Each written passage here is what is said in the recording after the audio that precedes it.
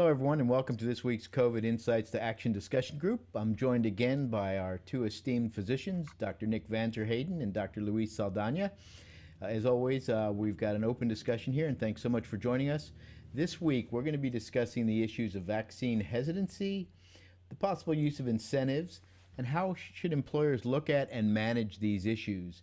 It's going to become much bigger as we begin to get more and more vaccine out into the community, and obviously there's differing opinions from individuals. So why don't we start with you, Luis? I know you've looked at some of these things. What's your sense now of where we're at with vaccine hesitancy?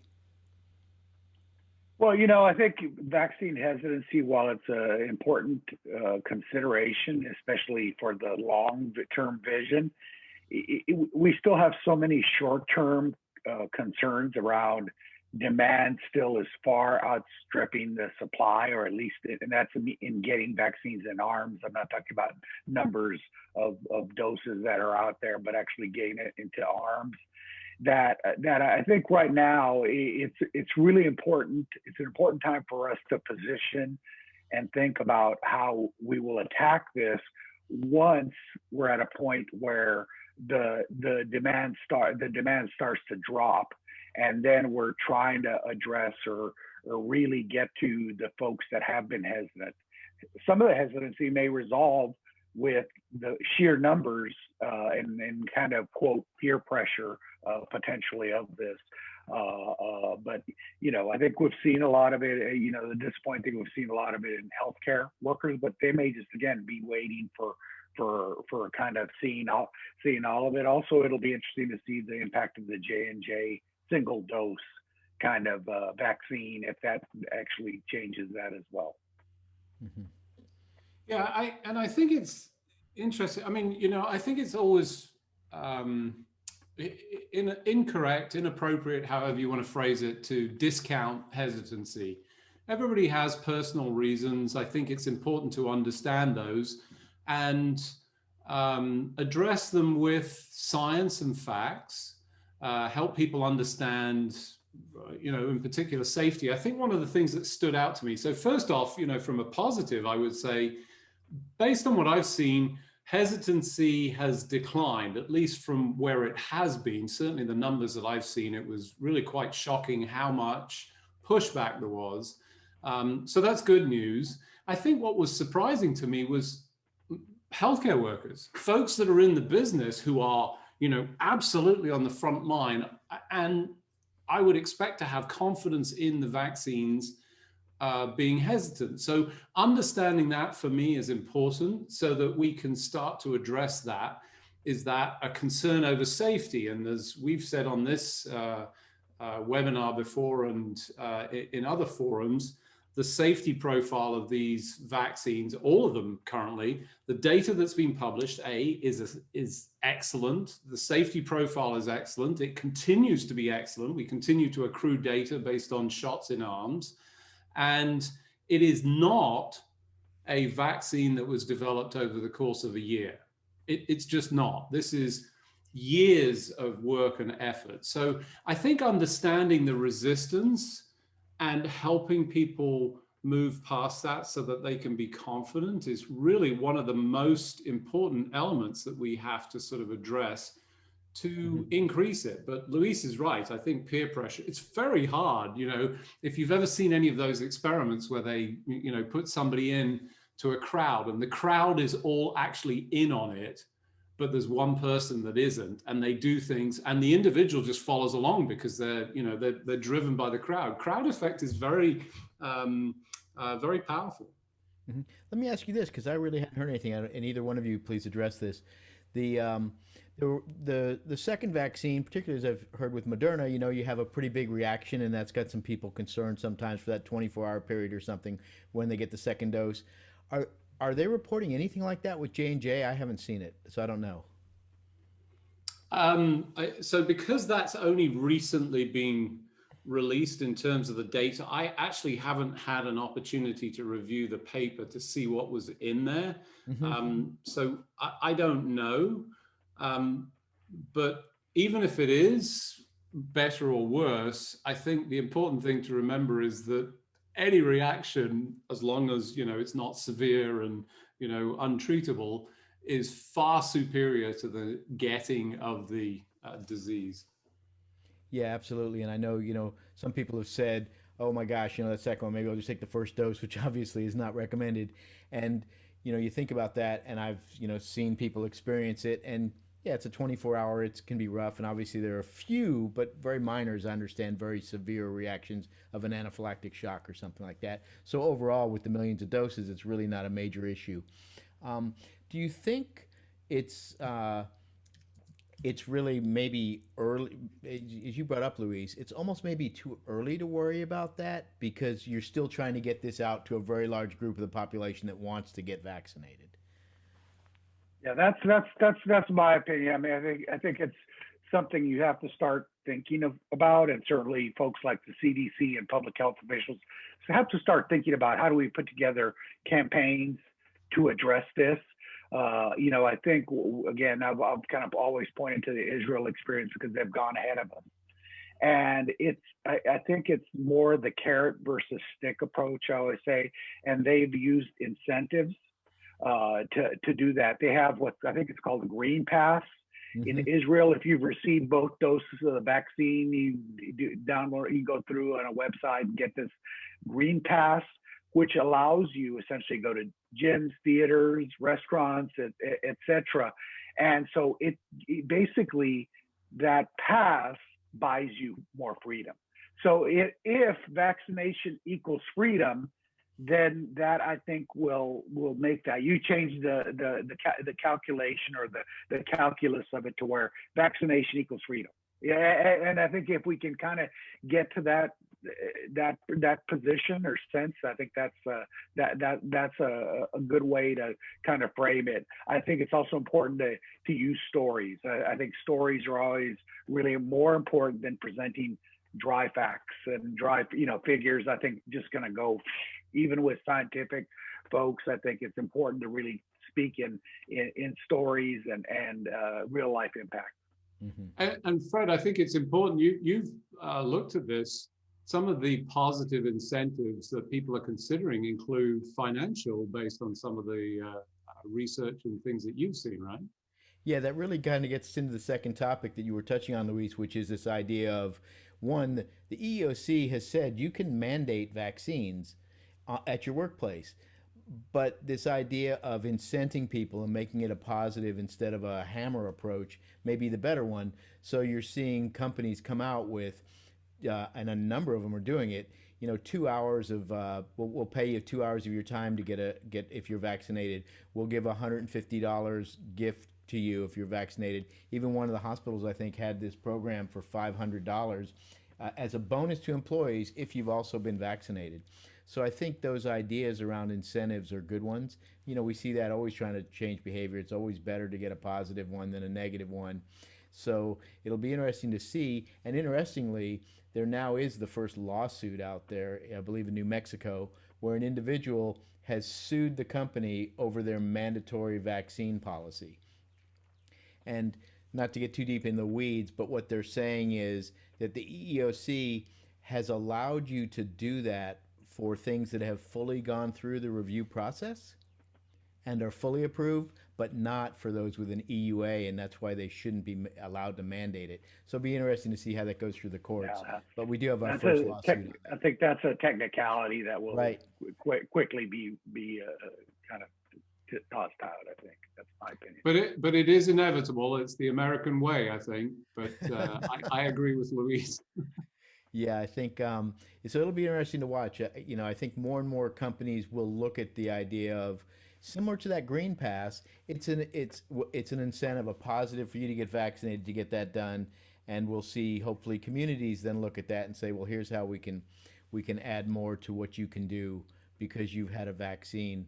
Although we're wondering, again, I think the CDC is now looking at how they're going to adjust sort of the guidelines for individuals with vaccinated versus non-vaccinated. The other interesting thing, just from an employer perspective, is you can require proof of a vaccine. And you can ask the employees and require them to prove they have it or not. And you can actually keep them from your workplace if you cannot come up with an appropriate, um, type of reasonable accommodation for them. If you Mm. can't do a reasonable accommodation, you can say those individuals cannot come to the office. And it's based upon an interesting thing I looked into, which is called a direct threat. In the EEOC has this standard for what is a direct threat, and it's based on the duration of the risk, the nature and severity of the potential harm to the individuals, the likelihood of potential harm, and the imminence of potential harm. And they've, like with influenza, they've said that the pandemic COVID infection falls under the direct threat protocols, which allows employers to then go further in terms of some of their activities. So if we think about it, are there any other ideas? I mean, you mentioned, Luis, obviously this whole communications issue, which is critical, and storytelling instead of just throwing out a bunch of facts.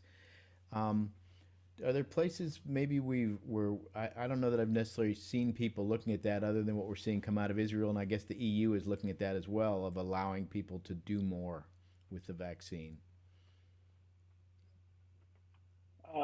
Yeah. I mean, I think you're probably seeing pockets of it. I don't have any kind of big, wide scale kind of examples of that yet because we still are very early in the kind of the vaccination process, and certainly you're hearing more and more discussions around with airlines and others around this vaccine passport and things like that. I think as you see that for cruise lines are definitely talking about this.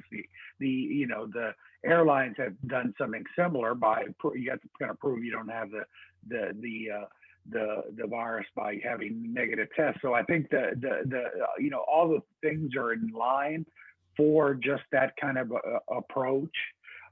Certainly, I think I would expect that places in Europe that got hit hard, Italy, Germany, UK will probably be looking at these kind of things to ensure the safety or kind of really ensure that we don't see any more major outbreaks. So let me get to an area where you're both pretty renowned experts in, and that's this whole area of digital tech and proof and the use of apps. What are we seeing around that, and what are some of the potential pitfalls with that approach?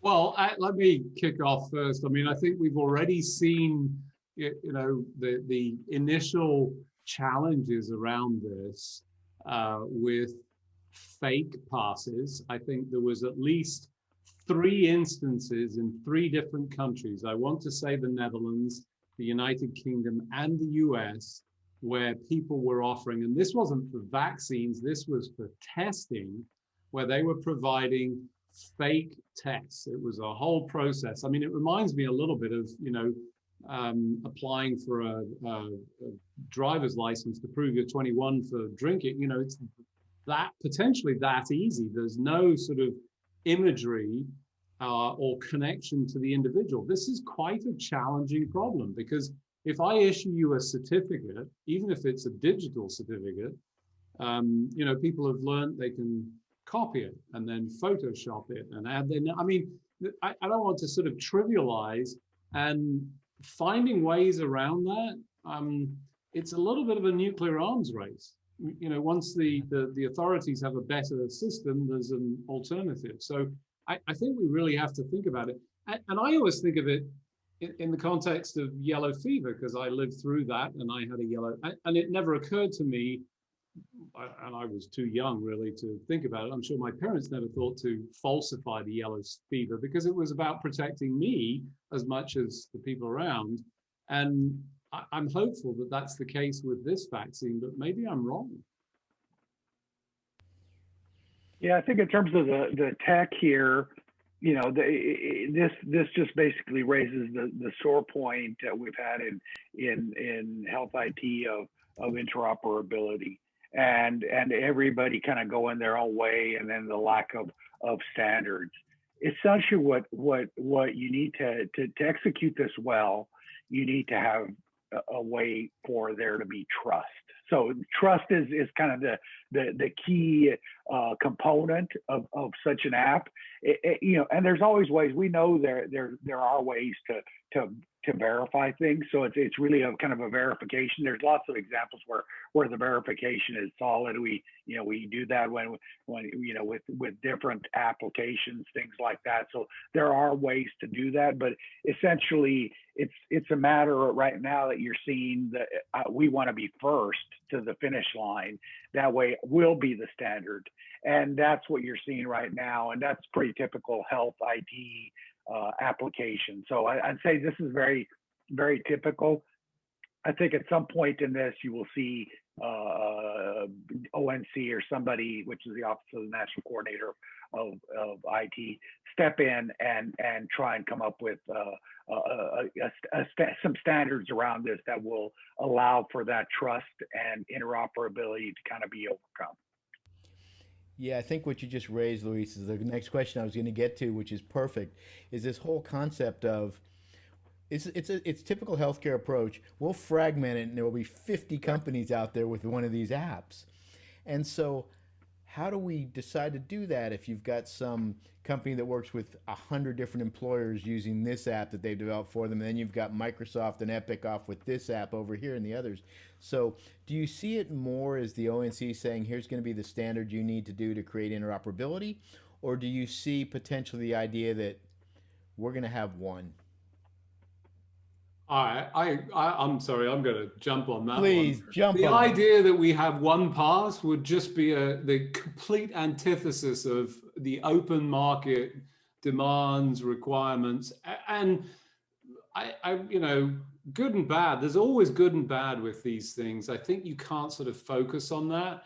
I think the importance of interoperability that allows for these passes so that you're not locked into a single technology platform, and you're not, I think more importantly, you're not excluded. Oh, I'm not on X, therefore I cannot, would not be an acceptable outcome. So let's hope we do a better job of this than we did with the electronic medical record, and mandate at the beginning that all of this stuff has to, interoperate. And by the way, worldwide, because that should be the thing. And, that can't be difficult at all to make all the countries agree on how they should talk to each other.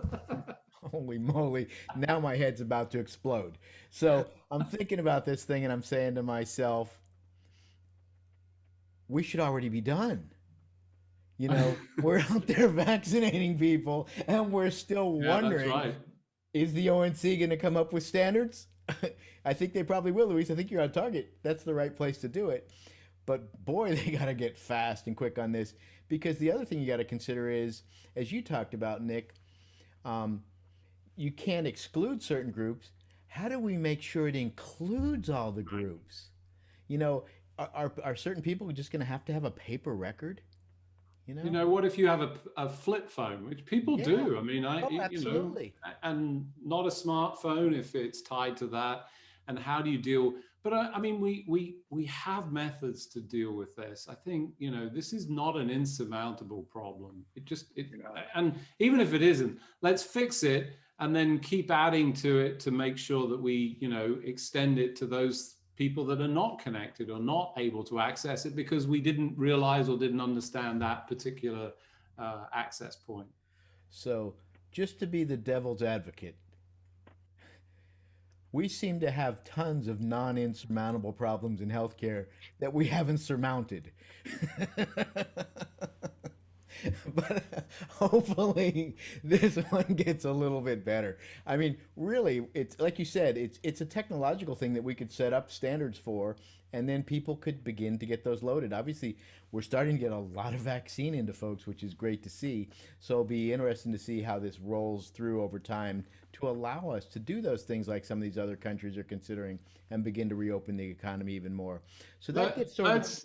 I just want to say, let's hope we don't hear COVID-19 like we hear HIPAA as an excuse not to do, but rather an excuse to do. Great point. Great point. So, and that sort of gets to the next thing. So we're going to be going through a period where we have vaccinated individuals at the workplace and non-vaccinated individuals, and probably given issues around how long immunity lasts and people who don't get vaccinated or can't always sort of maybe for a long period maybe live with those issues. So what should employers be considering as they look at having this dual population of their employees at their workplace? I'm just going to say that I think every situation is going to be very different. And I think it's going to be, and I think it has to be, that has to be addressed. It's a type of business is one thing. What does the office space look like? Is it an incentive for people to be working remote anyway? And so then in that case, if they're not going to the office, there's no incentive for me to do it and things. So I think, I think that in each case, and that's why you need that, need some assistance on is how are we going to address that? What is our goal? Do we need people in the office? Are our people facing customers on a day-to-day basis? Then you might have those. Then you look at the mandates, those type of things that you need to have, because in fact, what you're doing is keeping your customers safe. And so, you might see that for quote essential workers that I have no doubt that I think United Airlines or somebody early on announced they would be requiring it. I think all the airlines will be requiring for anybody probably their whole employee base, but likely for any that face that are customer facing for sure. Mm-hmm. And also, I guess just beyond whether you mandate the vaccine or incent it, you're still going to have a need for these non-pharmaceutical interventions, right? You're still going to say, hey, we still got a mask issue, we still want a space, and those kinds of things. You'll still be looking at that. Yeah, and to add to what I said about Israel still requires those things. So they did not say though for the like theaters and public spaces, they did not turn off, say nope, you don't need masks. Certainly, if you're, vaccinated individuals in their own homes or out, a small gathering, that's different. But they still continued those non-pharmaceutical interventions. Got it. And we'll get back to this topic, but there was also this question that came in on, speak to the historical and current practice of using material derived from human fetal tissues during preliminary lab testing, and why J&J's vaccine actually uses the cells as part of manufacturing. Is there a benefit? Nick, could you address that? Yeah, no, absolutely. I think fair question. I certainly saw that raised today. So let's talk about the differences between the vaccines. So the messenger RNA-based vaccines, that's Moderna and Pfizer vaccines, are a different platform. We've talked about that a lot on this. This is specifically the Johnson & Johnson vaccine, which is based on an adenovirus. And here's the thing about viruses in general, that they're inanimate, collection of molecules that do nothing unless they're in a cell. They need the cell to grow. So what is it that this is referencing? There are what's called fetal cell lines. They've been used for an extended period of time in history. They go back as far as 1973 and even 1985. A researcher, I believe, out of the Netherlands obtained cells and started what we call a cell line. And then these cell lines have been reproduced, and they use that to insert the adenovirus so that it can grow. So these original fetal cells have been multiplied millions of times, creating multiple fetal cell lines. They're used in lots of different places. They've been used in laboratories for decades. And to be clear, these same fetal cell lines were also used in the production of hepatitis A, rubella, chickenpox, and even the shingles vaccine. So this is not a new issue.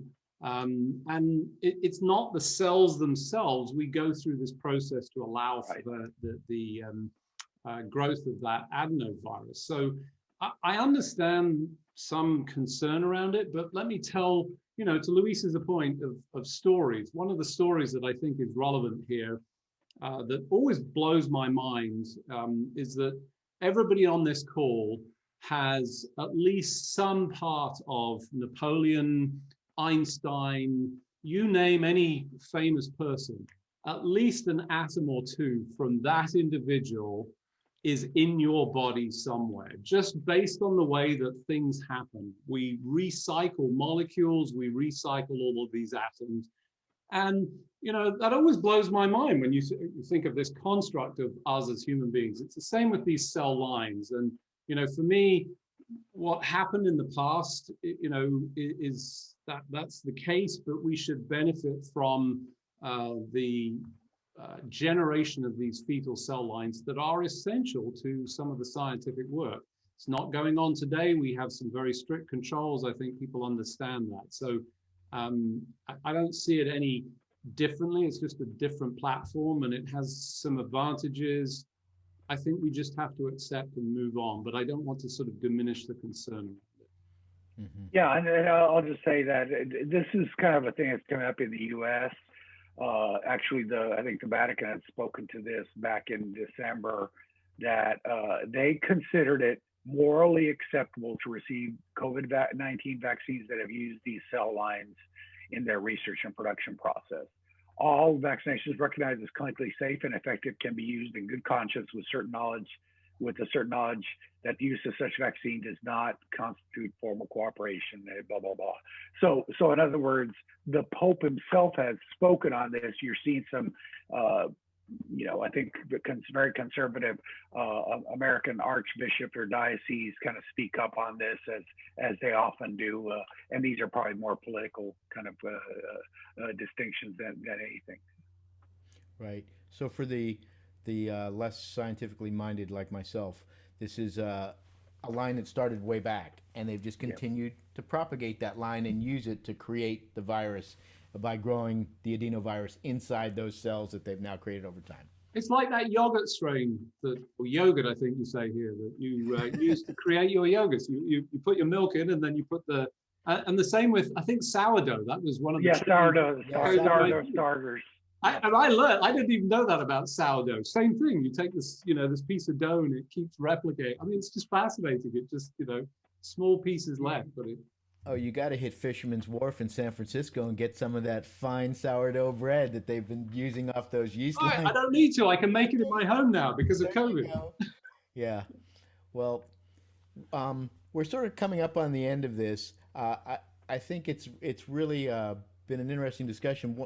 But as you think about this, it's, I guess from a vaccine perspective, again, it's really about all of us trying to help each other by getting ourselves vaccinated so we can protect others as well as ourselves. Because there is some data to show, I guess, that it's reducing transmission potentially.